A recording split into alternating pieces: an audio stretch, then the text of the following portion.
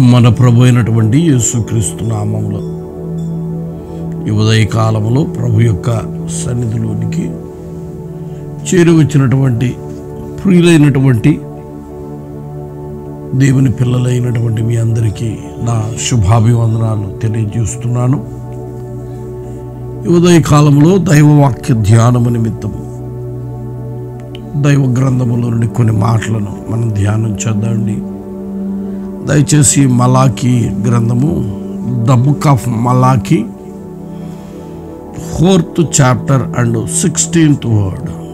మలాకి గ్రంథము 4వ అధ్యాయము 16వ వాక్యాన్ని మనం ధ్యానం చేస్తుంటే, అప్పుడు యెహోవా యందు భయభక్తులు గలవారు ఒకరితో ఒకరు మాట్లాడుకొనుచుండగా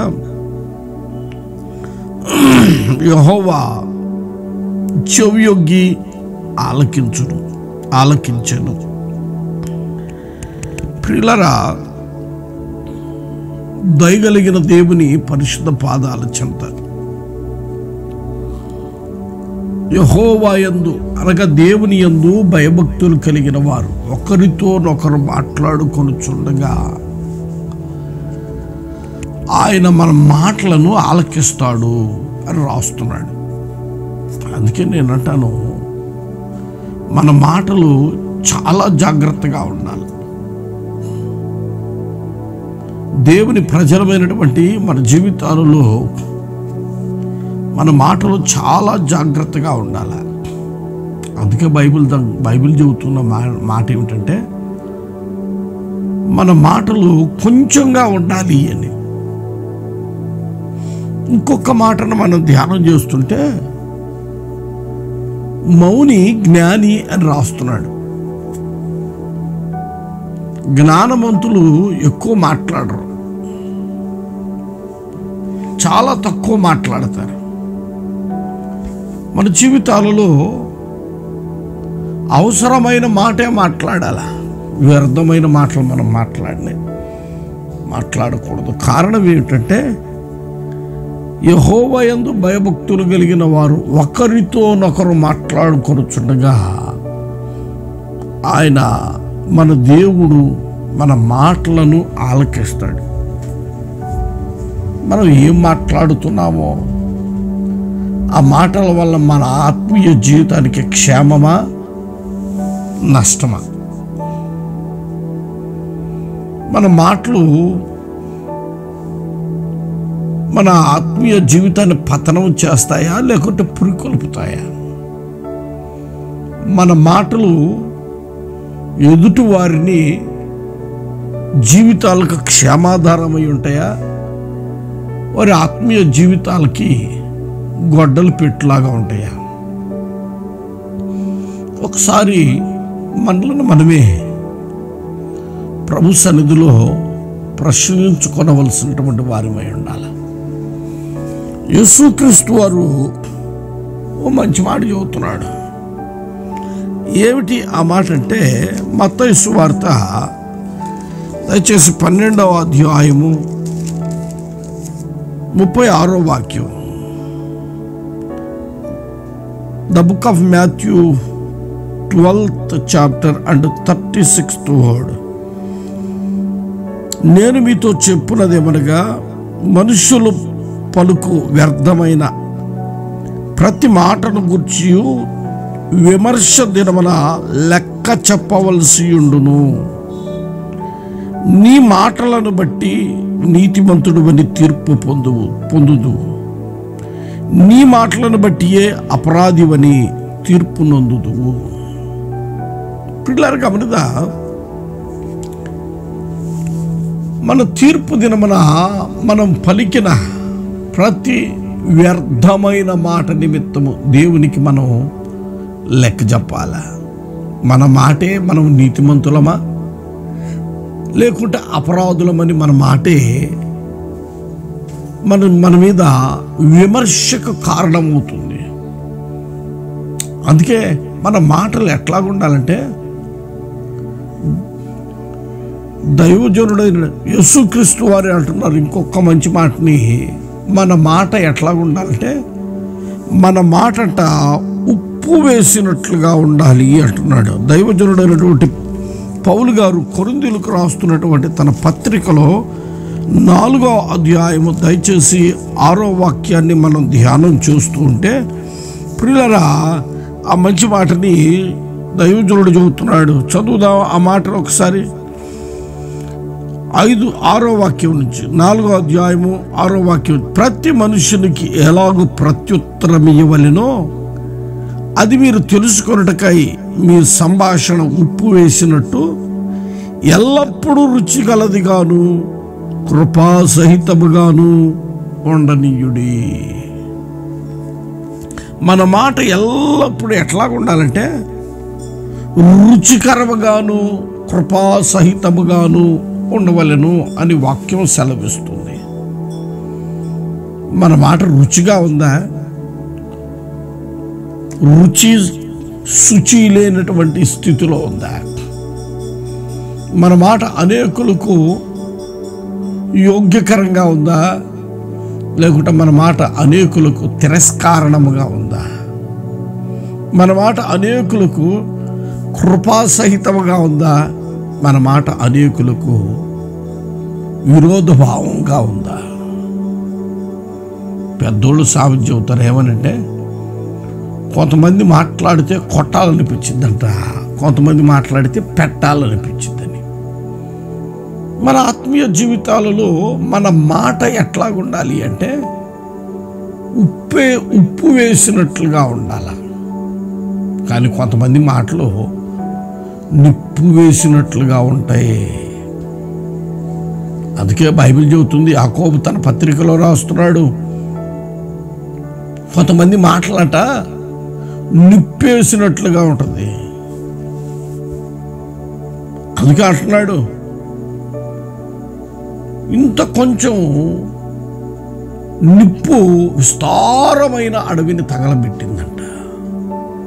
మన మాట అనేకులకు విరోధ భాగంగా తగలబెట్టేదిలాగా ఉండకూడదు, కానీ మన మాట ప్రవీణటువంటి వారులరా అనేకులకు ఔషధముగా మార్చబడునుగాక.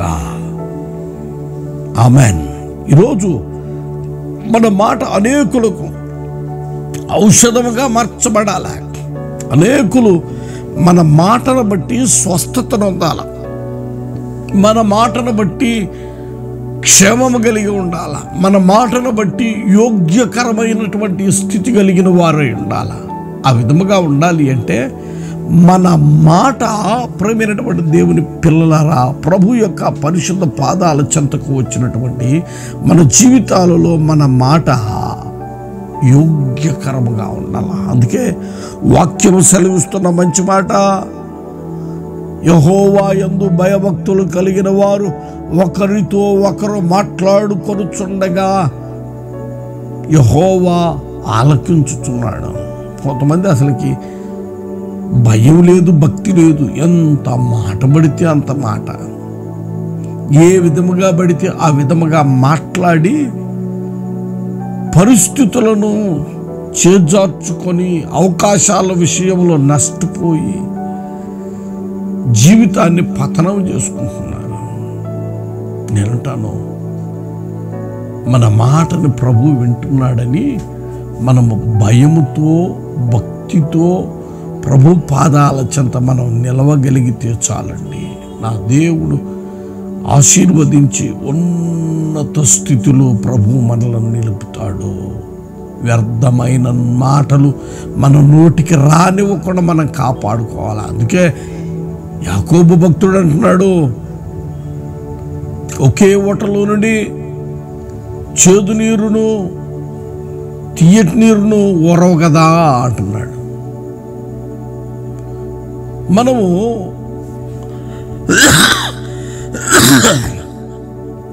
దేవుని సన్నిధిలో నిలిచా మంచిదే,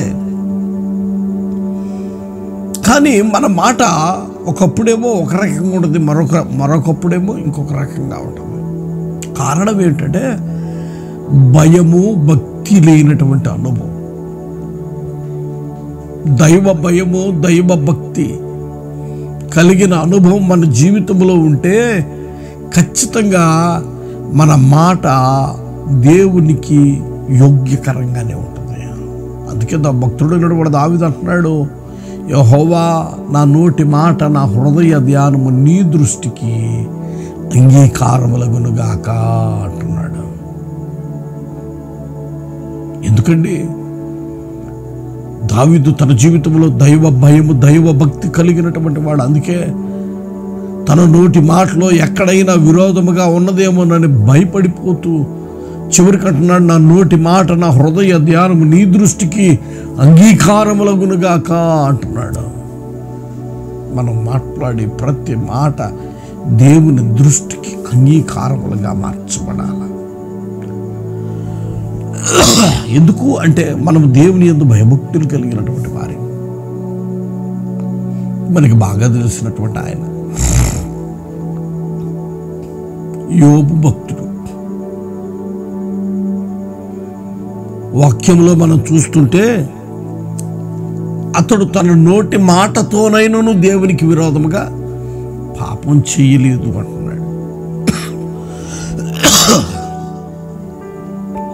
మనం ఎప్పుడు కూడా దేవునికి విరోధముగా మాట్లాడకూడదు.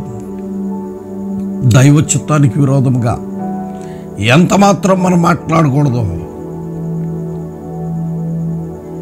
దేవునికి మనం ఎల్లప్పుడూ ఏం చెల్లించాలంటే కృతజ్ఞతాస్తుతులే చెల్లించాలి.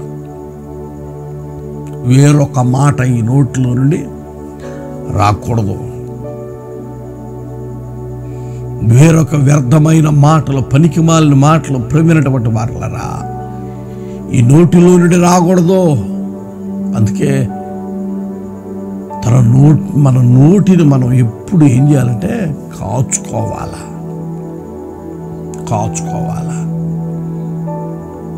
మన నోటిని మనం కాపాడుకోగలిగితే ఎంతైనా ధన్యులమే.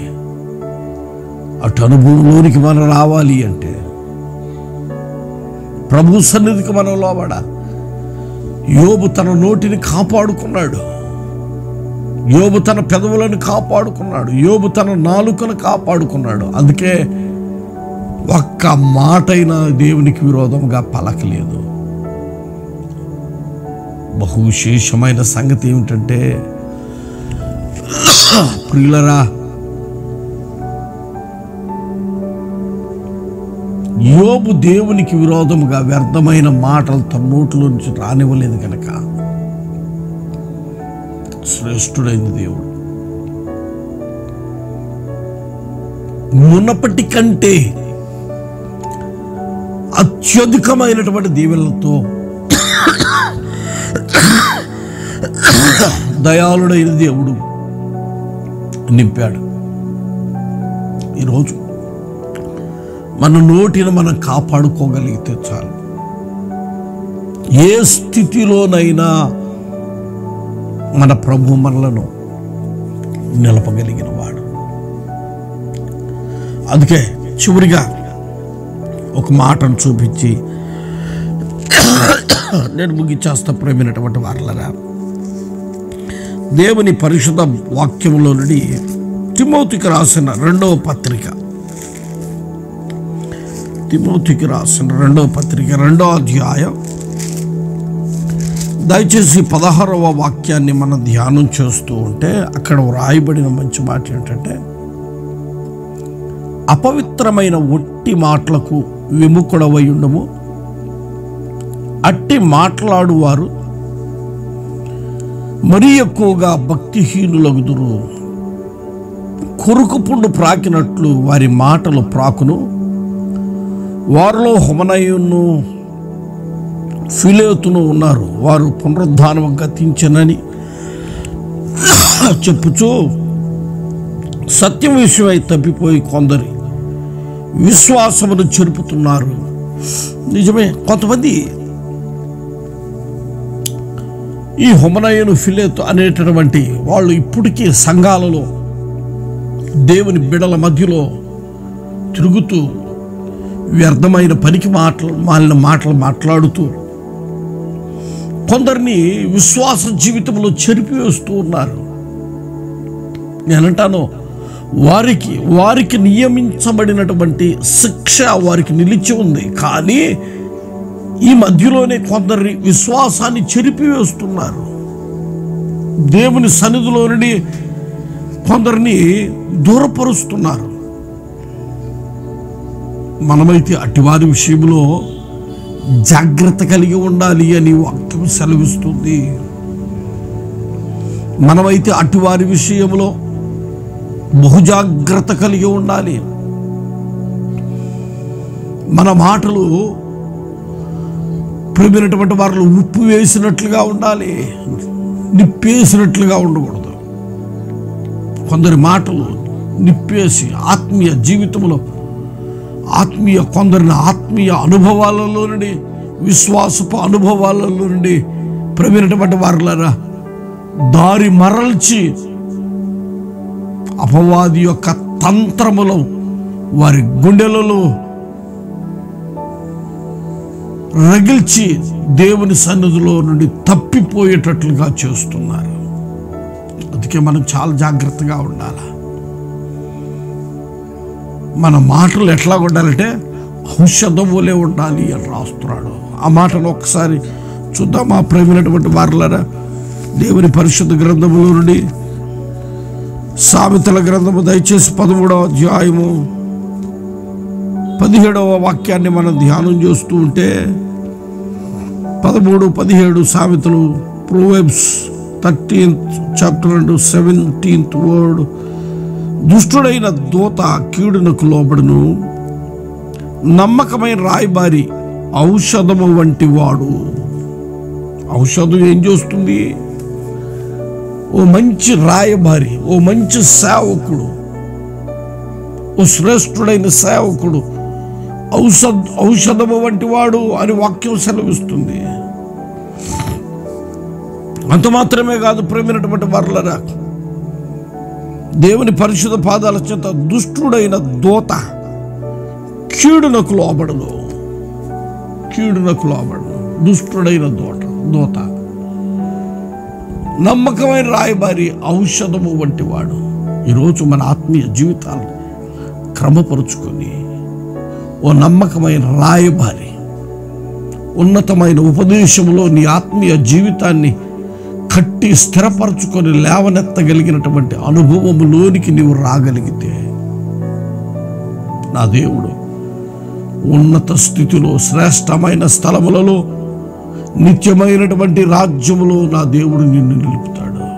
వదరుబోతుల మాటలు విని, పనికిమాలిన మాటలు విని, వ్యర్థమైన మాటలు విని ప్రేమైనటువంటి వారులారా మన విశ్వాస జీవితాన్ని దయచేసి నాశనం చేసుకోవద్దు. ఎందుకంటే మన మాటలు తక్కువగా ఉండాలి. కొంతమంది మాట్లాడతారు ఎట్లాగా డబ్బాలో రాళ్ళు వేసుకుంటున్నట్టు గలగల గలగల గలగల గలగల గలగల గల మాట్లాడతారు. మనం మాట్లాడితే అనేకులకు దీవెనకరంగా, అనేకులకు యోగ్యకరంగా ఉండాలి.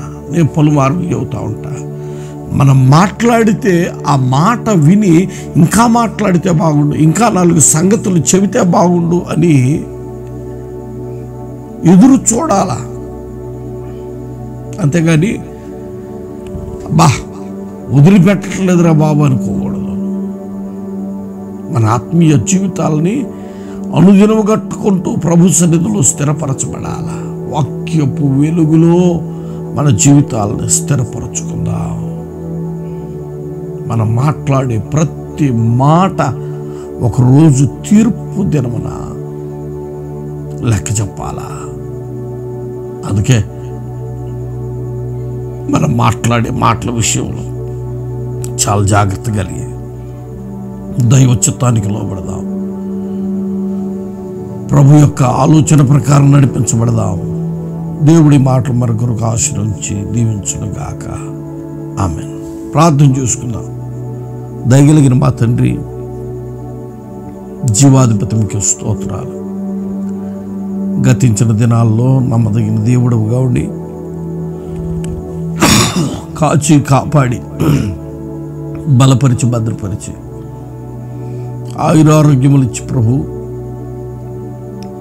ఈ శ్రేష్టమైనటువంటి ఈ ఉదయకాలంలో వేకునే మీ పాదాలు పట్టుకొని మీ సన్నిధిలో చేరువచ్చుటకు మీరు చూపించిన కనికరంకే స్తోత్రాలు.